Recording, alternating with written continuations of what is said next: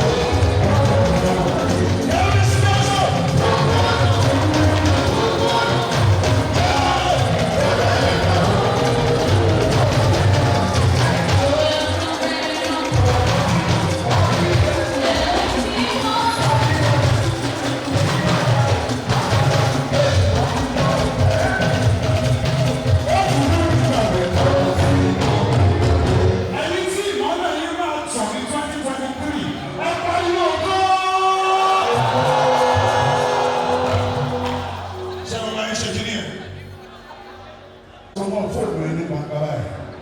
Ṣé o tọ̀ lọ́wọ́ ẹ? Ṣé o ti tọ̀?